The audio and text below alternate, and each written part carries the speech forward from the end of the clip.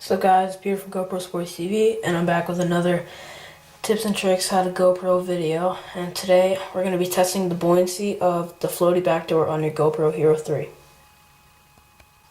So the first thing we're going to test today is just the GoPro with the Floaty Backdoor. So I'm just going to drop it in the water. And as you can see, it floats pretty good. The backdoor is almost like completely out of the water, which is a really good sign.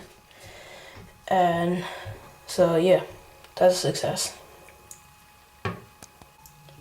Okay, so the next test we're gonna run is GoPro on a suction cup mount. So I'm gonna drop it in the deepest part, and here we go. And as you can see, GoPro is somewhat floating above the water. So a big change I've seen from videos of the Hero 2 to the Hero 3 is that the Hero 3 being lighter and everything has made the Floaty Backdoor hold bigger mounts. Still, this one I wouldn't trust as much for water sports, but there is a pretty big difference from videos of Hero 2 Floaty Backdoors that I've seen. So that's kind of a bonus. Okay, so the next test we're running is the handlebar mount, and this will simulate if you're like kayaking and you're holding the GoPro on your oar, or say one of these comes loose and your GoPro falls in the water, or if you're just holding it on a pole and you dip and you hang it down too low and it just slides off. So that's what we're going to simulate here. So let's go. And it seems to float fine. The back door is about 3/4 of the way out of the water, which is a really good sign. So wouldn't be bad if you drop this in the water. You would just have to pick it back up. It would be like sticking out of the water a little. So this is a good test. Our third test we're running today is the GoPro on a J-hook buckle mount. Say it's failed on the sticky mount and it's just popped out and fallen into the water. So that's what we're going to simulate here, and here we go. And that floats just fine. The back door is just about out of the water, as you can see there. And it's about this. So this test is also a good one. So yeah. So the third test we're going to run is the GoPro with the Floaty Backdoor with the J-hook buckle and one big extender bar on it. So let's test this out. So as you can see here, the GoPro is just about the same. I don't really see a big difference, but the J-hook buckle is definitely deeper in the water. It's dragging down the GoPro, but just not the big difference. Is also a positive and successful test. Oh yeah, also guys, and so if this worked out, this right here, then anything else like that would also work out too. So just keep that in mind, and yeah, keep watching the video.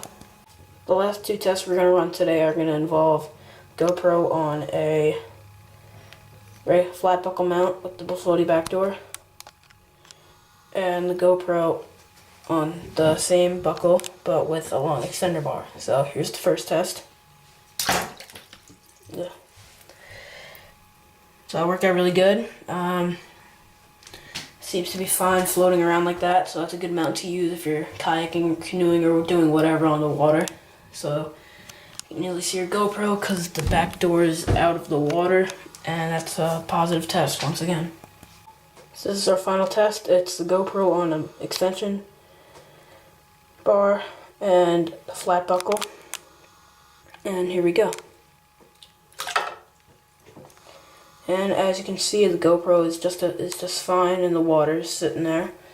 The back door is out of the water, and it should be easy to find for you. So that's also another positive test. I hope you guys have enjoyed this video. So all these tests have simulated all of the failures of mounts that go on in the water, and test on the reliability of the Floaty Backdoor, on how much it can hold, and it seemed to hold the suction cup mount, which the Hero 2 with the Floaty Backdoor cannot hold, which is which is really helpful, but I still wouldn't recommend using that because there's really no use for it. You could just use you could just use your curved and flat sticky mounts. And also keep in mind that with these long extender bars right here, if those were stayed above the water with this, then also the shorter ones would, because I know someone's gonna ask that, and I just want to get it out there. And so all these tests proved correct that they would all float. And so I hope you guys have enjoyed watching. One more thing, if you notice that I didn't use the nose plugs, it's because if your mount fails, you would most likely be using the buckle without the nose plug, because it is least likely to happen with the nose plug, and if that just gets pinched, it'll fall out. So it just simulated a failed mount. So I hope you guys enjoyed this video, and rate, comment, subscribe. This is another how to GoPro video from GoPro Sports TV, and see you later. Check out our channel for other videos.